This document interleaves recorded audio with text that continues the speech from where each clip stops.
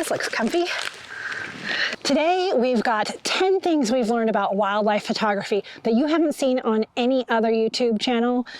And this is from our experience going out shooting every single week for the last 2 years plus. Okay, tip number 1 is go out in bad weather. What's the phrase people say? Best photographs in bad weather?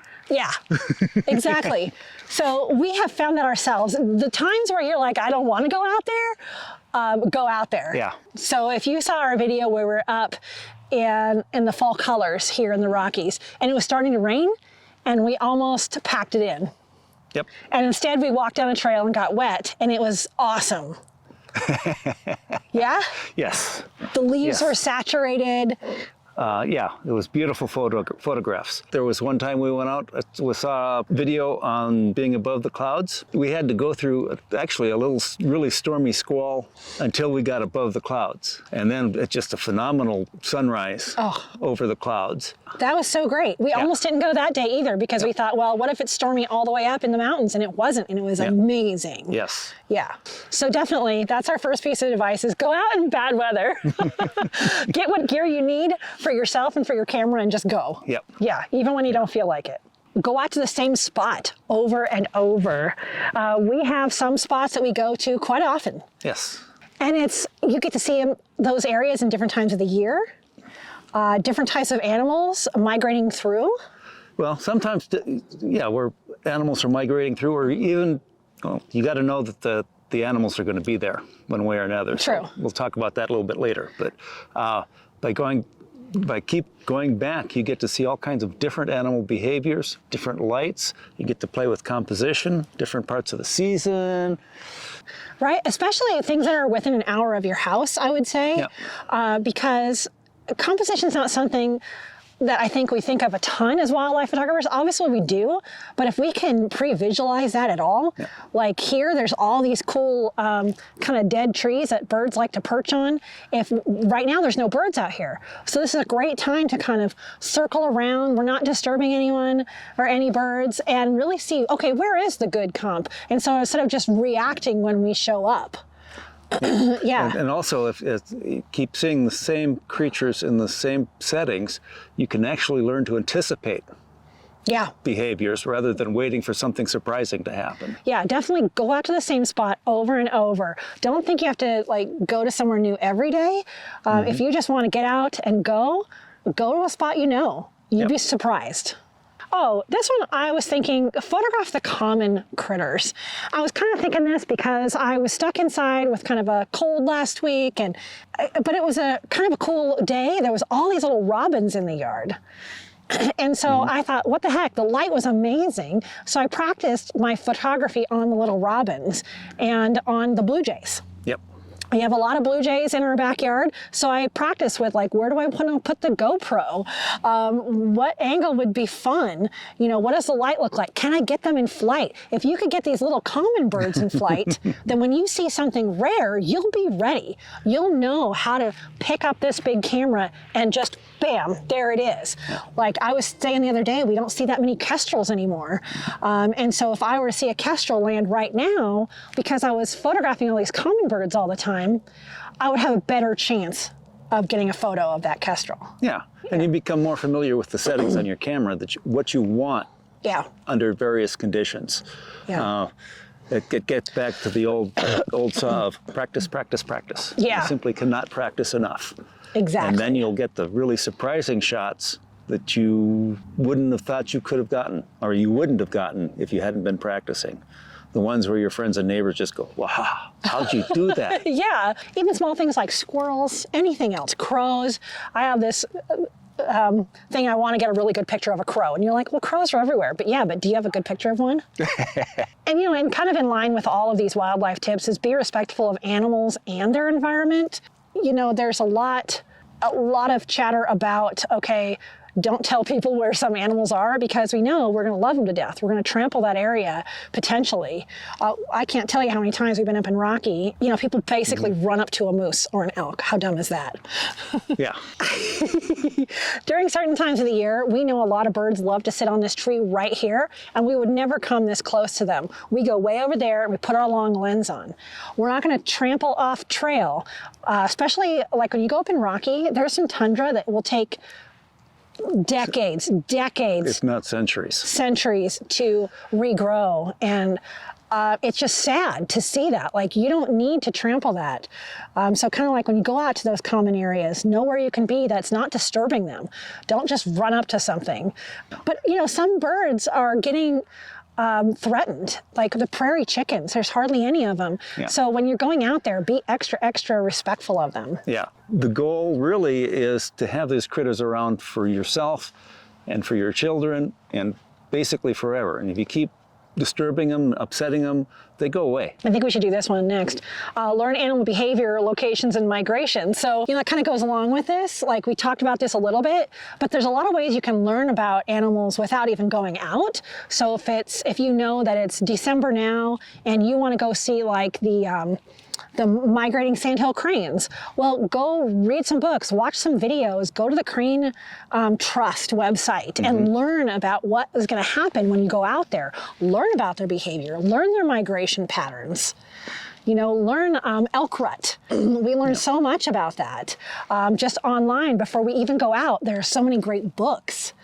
There's local organizations. In Colorado, we have CARI, Colorado Avian Research and Rehabilitation Institute. He has all kinds of things, a lot of stuff about owls, and he's happy to talk to you about any of this. More than happy. More than happy, yes. He's really a great guy. He's always doing programs for you to come out to. So find a program in your area that you can learn about these, a raptor center or just anywhere. By learning more about the creatures, you can plan your shoots better. You can anticipate their behaviors, find their favorite spots much more easily, rather than just going wandering around until you see them. Right. Good point. So, like, you're not looking in this type of an environment for an animal that's just not going to be there. Yeah. Right? Yeah. Or it's not going to be there this time of year. Yeah. You know, this time, right now, we're sitting at a place where there's a giant heron rookery tree. There's no herons there right now. Nope. But when are they going to be here? I don't know. Well, let's do some research. So I think it's well worth learning about the animals before you even go out. Shoot a lot. You know, we preface this video with, this is experience we've had from going out every week.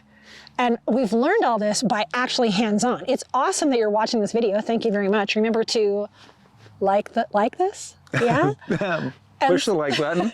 And subscribe so more people like you can see this and learn some of these things. And so much of this is just, we go out a lot.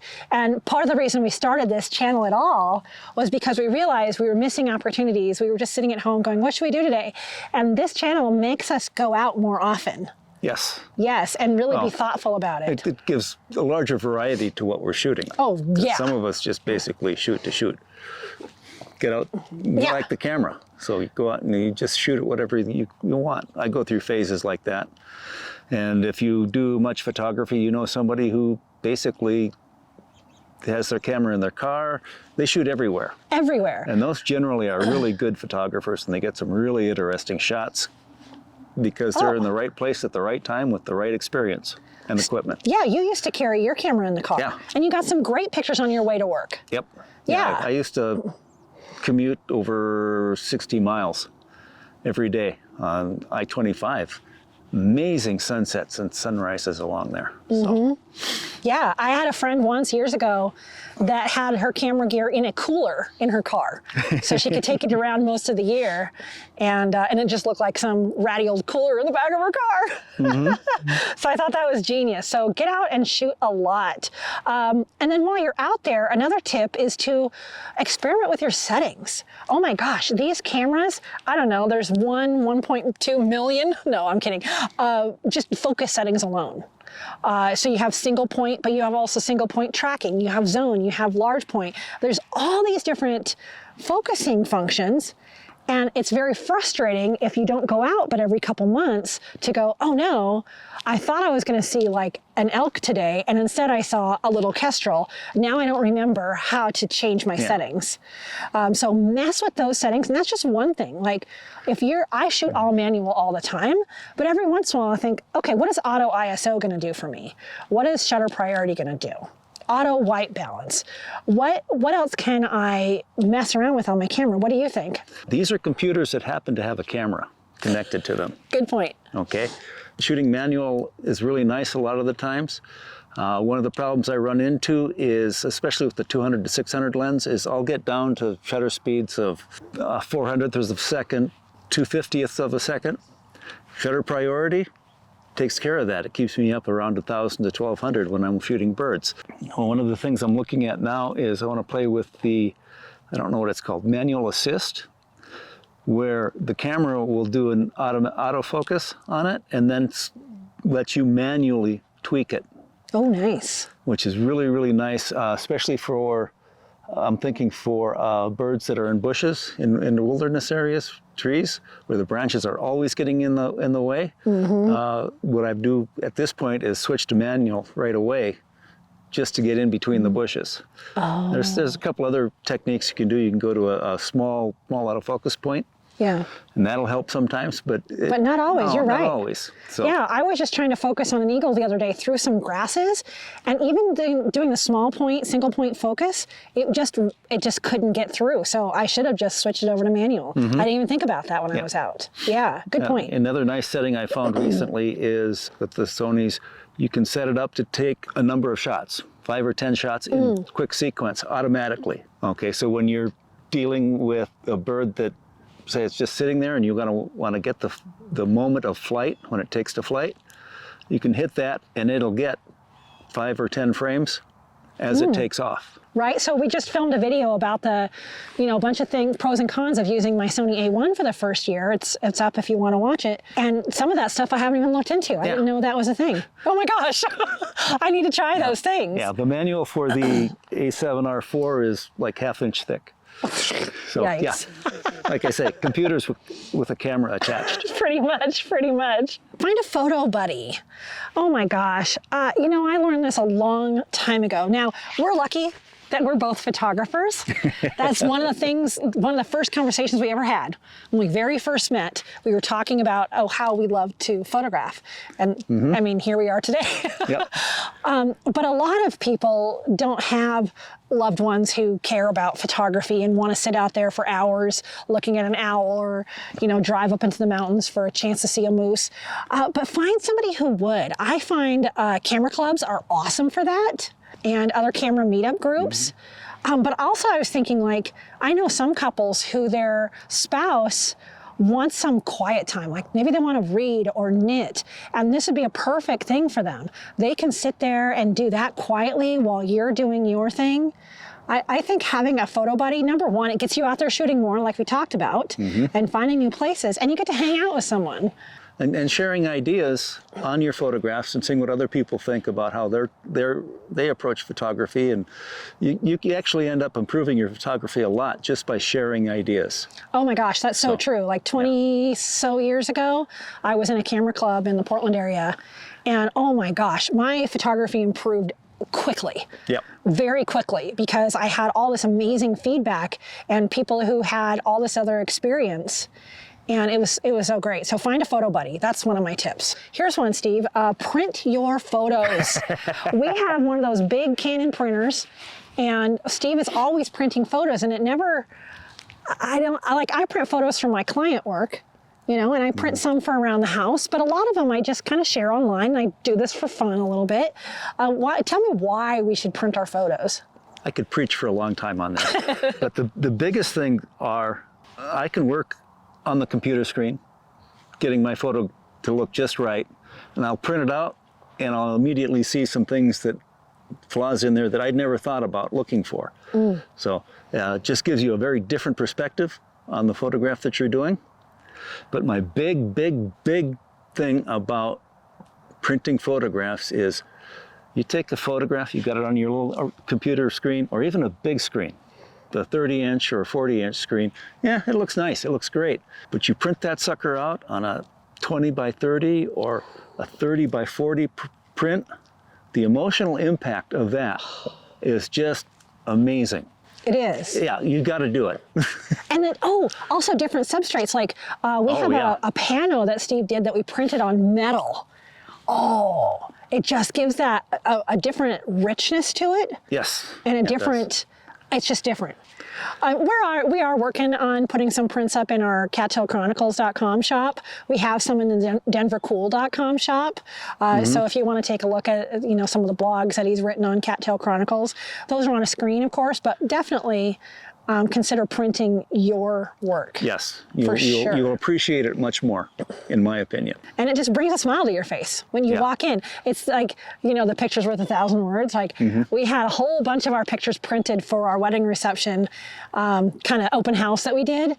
And we had stories for every single picture. Yep. It was such a fun conversation piece. We just printed them on paper and tacked them to the wall just to have as a talking piece. And all the stories and all the memories and all the fun times just came back to us whenever we looked at each of those pictures and explained it to our guests. It was so fun. There's one bonus tip. There's one bonus tip that we have. Hey. And it's push the red button. Okay, not the red self-destruct, blow everything up button. No, not that one, that one. No. The video record button. Yes. I highly recommend it. Even if you don't do anything with the video, but you look back on it, you only have to do like 15 to 30 seconds to see the movement of the animal. When I'm trying to video birds in flight, you just get to see their majesty and their movements and their behavior so much better with a little video clip. And that helps. I think it helps your still photography because here you are able to track it and stay steady, and then you can see, when they kind of get to this spot, that's where a good photo, that's what I'm looking for. Like you could see it with your eyes, but your eyes are so wide angle that looking through your viewfinder and doing some video, it's going to suck at first, which is fine, but it's just for you. And you get to replay the actual events that you film, so you get to study them a little bit more, helps you anticipate behaviors that you want to photograph in the future. So it's really fun. It's just cool. It is cool. And if you're a photographer and you have an Instagram page, you know how Instagram's pushing for reels and video. You only need a few seconds, especially if you're shooting at a higher frame rate, like even 60 frames per second. You can slow down a 50-second clip, or a 15-second clip down to 30, and you have a beautiful slow-mo reel. Oh yeah. And that's all you need. You could do that on a tripod. You can hand hold it. I've gotten to the point where I can hand hold now for smaller clips. Mark Smith talks about that on his channel too. Definitely, I suggest push the red button on here. Your settings don't have to be perfect. Just try it. Yeah. And speaking of Instagram, our Instagram channel is Cattail_Chronicles. And there's a link in the description below for that. So you can visit that and see some of the other photos that we take. That's true. Yeah, because sometimes they just flash across the screen here. So it's nice to be able to see them on the website or the Instagram.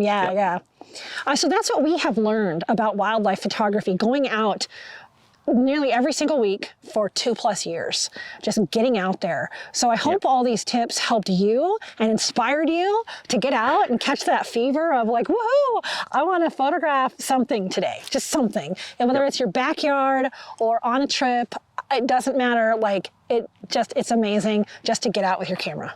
Yes. If you have extra tips, be sure to write them in the comments. We'd love to hear them. All right, now, okay, we sat here long enough. I need to go photograph something. I think I saw a bird land in that tree. So, we got to go now. Find it. We have some things to do. Okay. Whoa. See, we sat there too long.